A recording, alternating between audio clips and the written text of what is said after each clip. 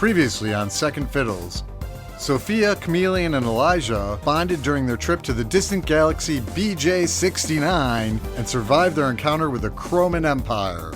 They haven't had much time to catch up lately, so Sophia's called them together for an impromptu gathering. Let's begin! Episode 41, Space Squad. This episode contains discussion of torture, PTSD, and attempted suicide. I'm so happy you're both here. Happy nothing, I'm f***ing ecstatic. I know! It's been way too long, Sophia. I haven't seen you since the day you got your memories back. Well, that's funny because I haven't seen you in years. Har har. I see your new level of sass hasn't faded. For me, it just feels like my normal level of sass. Well, I adore this shit.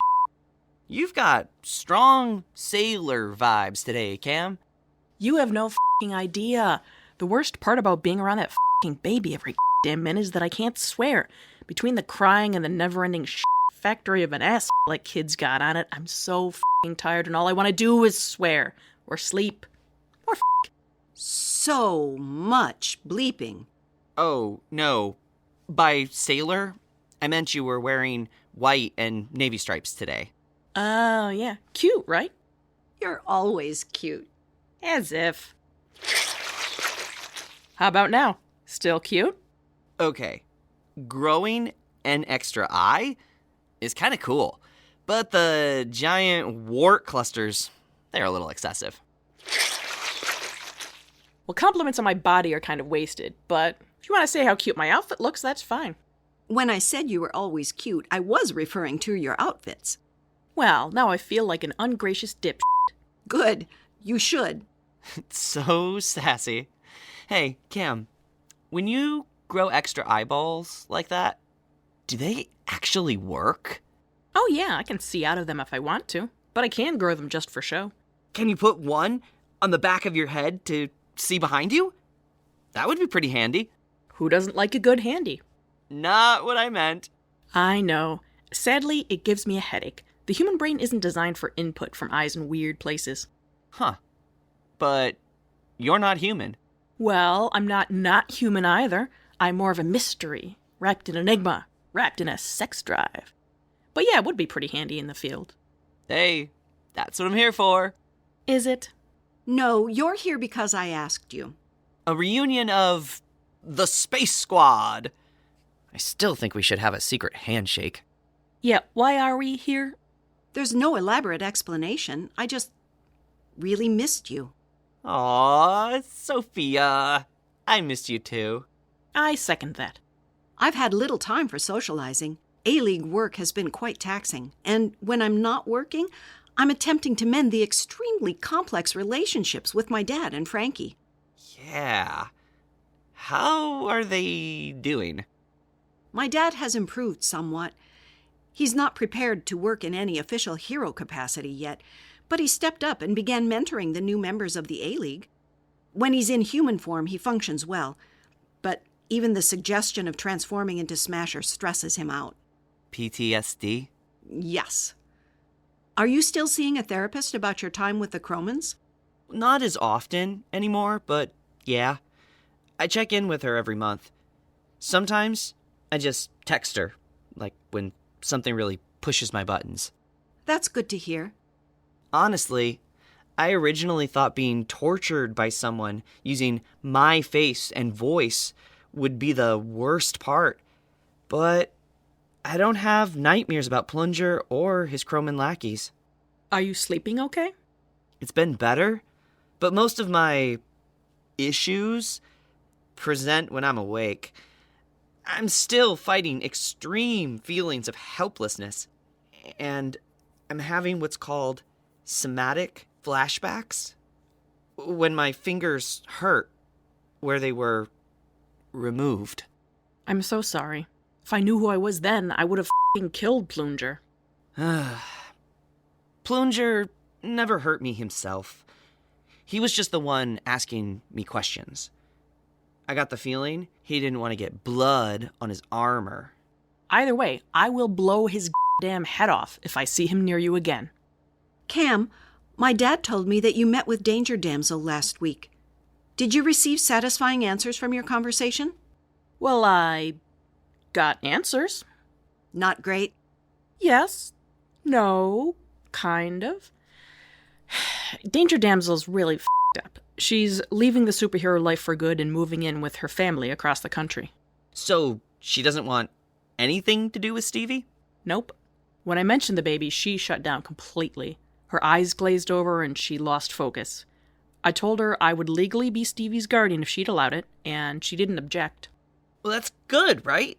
A great big, little, happy, shape-shifting alien family. I guess, but I'm worried about Danger Damsel. Doc Healy told me she tried to take her own life more than once, but she couldn't overcome her own superpowered endurance and strength. She's trapped by her own powers, which is really f***ed up. Could we please talk about something other than trauma? Sophia, what about Frankie? Are you two getting along? Frankie's fine. We are back to our old dynamic, a blend of jealousy, playful banter, loyalty, contempt, and love. You know, common tropes of American sisterhood. Maybe it's a good thing I'm an only child. So about Frankie, do you think it would be too much of a favor to ask if she'd meet with Danger Damsel before she moves? Why? To erase Danger Damsel's memories of her time on the toilet? The name toilet really makes it hard to talk seriously about this stuff. Yet you're unfazed that Danger Damsel's initials are Double D. But yeah, I told her about Frankie's abilities, and she would accept having it all retconned. Not the battle, or losing the rest of the A-League, but her months with the Chromans and the babies, conception and birth. She's more than willing to lose that. Normally, Frankie tries to avoid wiping or altering major milestones, but I believe she'd make an exception. As long as she's willing to sign a waiver. After making your parents' entire marriage and your dad's mind her puppet shows, now she goes to Ethics 101. Yes, I think that'd be for the best. Elijah, the option is there for you, too. I know. I think I want to remember, though. I don't know why, but I feel like I can handle this, and it'll make me stronger when I finally reach the other side. With trauma, there's not always another side. The emotional repercussions may last for the rest of your life. There are millions of people that have gone through much worse. So, yeah, I'm good. If I ever change my mind, I'll let you know. I'm sorry for continuing the PTSD talk. Let's discuss a happier topic. Maybe some juicy gossip? Such as? Sophia, are you a virgin? I should have anticipated this coming up. That's what she said. Why are you asking about her, V-card? Yeah, that. Back in space, Sophia told me that her friends used to tease her about how she might have been slutty before she lost her memory. 'Cause who knows? To be accurate, the only teaser was Tammy. I don't have perfect recall, and even I remember her saying that. So what's the verdict? Is your goose loose? Cam, I know being forward and talking about sex is your thing, but you're being rude. It's okay, Elijah. If you must know, my goose is the opposite of loose, but I refuse to say my goose is tight. Oh, yeah. Please don't. Seriously? But look at you. You're like a sexy librarian without the half-moon glasses or tight bun. Please don't say tight bun either. Cam, do you remember every detail of your first time? No, it's kind of a blur. I was nervous and I didn't know what to do with my hands. Or my mouth. But that's it. First times are wildly overrated. Well, then you're lucky. Nothing's ever been a blur for me. I was always too afraid it would be a bad experience, and I would replay the awkwardness in my head forever. But that's how you learn, and weird is good. I'm a perfectionist, if you hadn't noticed. You can't be perfect at sex, Sophia. Just ask Elijah. What's that supposed to mean? You know, trying to deal with Max's antlers in the bedroom. Hysterical. Oh, that. Yeah, I thought you meant something else. Oh, now I must know. There's nothing to know. Max tells me I'm very good at sex. Ah, so f***ing cute. Thank you. So, why did you want to bring up my reluctant virginity? Reluctant, you say? Well, duh. Even when I was giving off the robot vibe, I still had sexual thoughts. It's not that I don't want it. So what's stopping you? Don't turn into a spinster cat lady. Unless the cats are your furry subs. As a female feline lover without a partner, I find that offensive. I really hope no one makes a pussy cat joke. Sophia, you're focusing on the wrong thing. How do you mean? You're viewing your power as a curse. Yeah, you'll remember the awkward parts, but you'll also remember the hot things, and you can play the highlights at will. A lifetime of free porn. When you put it that way, I feel foolish. See, that's one first out of the way already. I wonder how many firsts I can help you with. I'm feeling a little like a third wheel. It's okay. Cam and I always flirt when we're one-on-one. We do? I thought we did. Have I been reading this wrong? No, you definitely mean a lot to me, but... But what? Aren't you straight? Seriously, just because you can't see me doesn't mean I'm not still here in the room.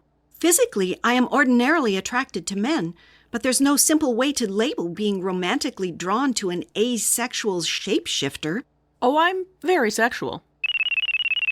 Oh, thank you. Sweet, sweet interruption. Yeah, I'll get it. Hello, this is Horny Asexual Shapeshifters Incorporated. How may I direct your call? Greetings, Your Highness. This is Plunger of the Toilet. Well, I'm no longer the Plunger, and technically the toilet is gone too, but whatever. So, how's it going? Oh, no. Can we go back to the sex talk? Hey, I used to listen to you having phone sex with Max. This conversation barely scratches the surface. You didn't have to listen to us. But you were so good at it. When Mozart played the piano, did the audience ignore him? No. It was impossible not to listen. Could someone please tell me why there's a malevolent Croman general on the phone? Your Highness, I'm still here, waiting for your gracious acknowledgement. You're a piece of shit. How's that for acknowledgement? Okay, apparently you're not enthused to hear from me. I completely understand that. I have a strong personality. Why are you still using my voice? I need to be human in order to understand your language. Yours was the only human form I'd ever assumed. So, it was easier than creating a unique one. Great. I'm gonna skip right over the how. Why the are you calling me? And please clarify that you are no longer the plunger of the toilet. I'm calling to warn you, Your Highness. The Sovereign Supreme is no more. And every other royal ambassador is either missing or dead. It would seem that you are now the new Sovereign Supreme of the Croman Empire. But f***ing Plunger, what transpired? An alien force from the far reaches of the universe has ended the reign of the Croman Empire. With the exception of a few outlying colonies on small, distant planets, the Croman race has been wiped out. I managed to get into an escape pod before the toilet was destroyed. But I am the only high-ranking officer to survive.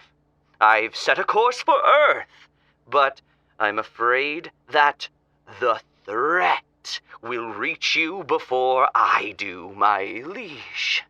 Their ships are heading straight toward the Milky Way galaxy. I distinctly remember commanding you to prevent any Cromans from ever coming to Earth. My loyalty is to you alone now, so I must be at your side. I will promise to not reproduce with any of your humans if you so wish. Cool. Super appropriate that someone from the toilet would all over my life. When you get here, you're changing your voice and face. Got it? I will do nothing for your pleasure, invisible human garbage. What a dickhead. And why exactly should I trust you? To prove myself to you, my liege, I will confess a great secret. We sent Danger Damsel home with you with a chromin developing in her uterus, disguised in human form. Yeah, we already knew that, but thanks. Jesus fucking Christ. Oh, impressive skills of deduction. Your intelligence knows no bounds. Get fucked, dude. If you wish, my liege. Just shut up. What threat is approaching Earth? You weren't very specific. Oh, the threat is the threat.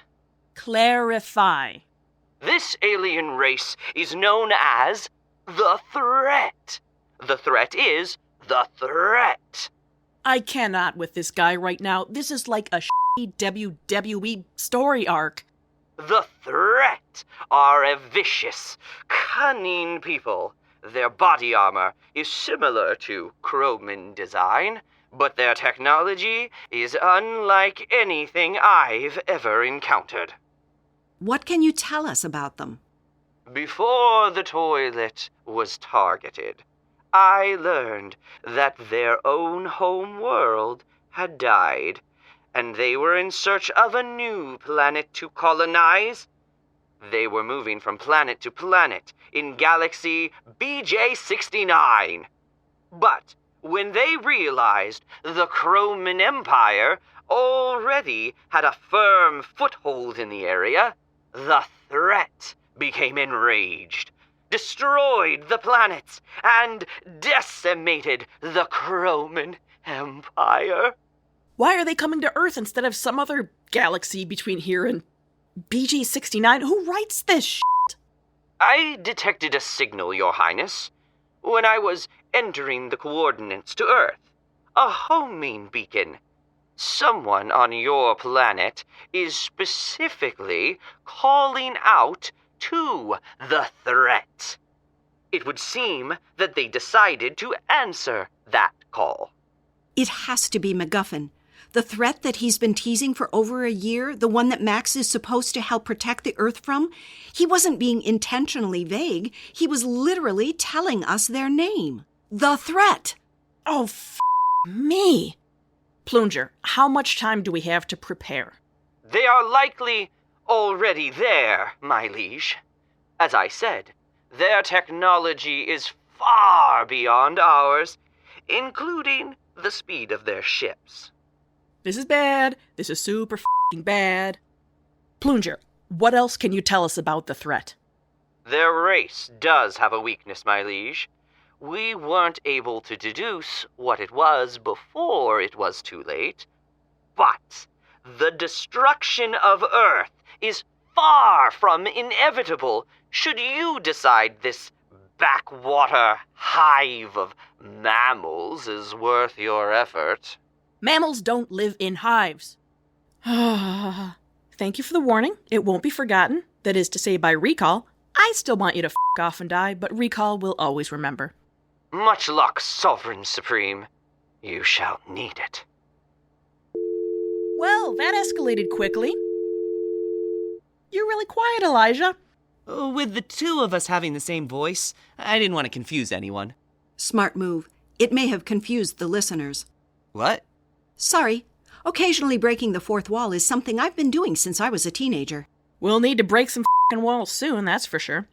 Oh, God, we need to call the B League, the C League, the Super Scouts, the Rotary Club, the HOA, the Lesbian Beekeepers of America. We need all hands on deck. There's nothing like a potential world-ending event to really get the blood flowing. I'm probably going to transform into Basher and smash everything once my intelligence ceases to be of use. Your intellect shall not be in vain, Sophia. Uh-oh. Who is it? Max is calling. I'm putting him on speaker. Elijah, where are you? I'm in Sophia's quarters, at HQ. We have a problem. We have a bigger problem. Bigger than the giant spaceship that just appeared in the sky above the city? No, actually, same problem. What? It's the threat, Max. The threat the stag warned you about. They're here. I know. MacGuffin just texted me. I told you so. Ugh, what a dick. Typical. We need a plan. Sophia, are you there? Right here, Max. We need to strategize. I have a few ideas. Great, because I don't know what the is going on right now, but I'm scared. I'm really scared. Max, I know. I love you too. Okay, hero time. Sophia, what's the plan?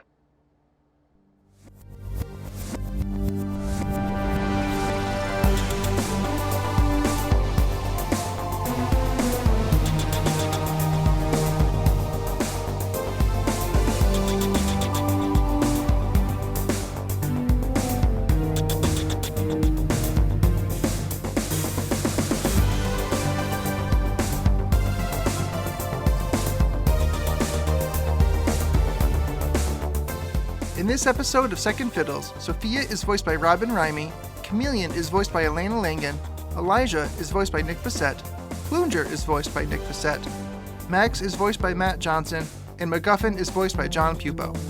Music by Pete Johnson, writing, producing, and sound design by Matt Johnson, and some script doctoring by Elena Langan. Feel free to follow us on Instagram and Facebook at Second Fiddles Podcast, Tumblr at Second Fiddles, and Twitter at Second Fiddles, spelled 2ND Fiddles. Transcripts of all of our episodes can be found at our website, secondfiddlespodcast.com. Thanks for listening.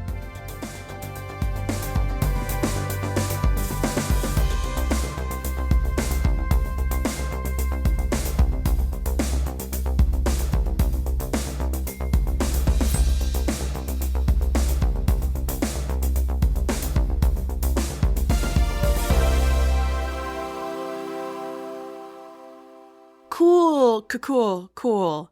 Super appropriate that someone from the toilet would all over my life.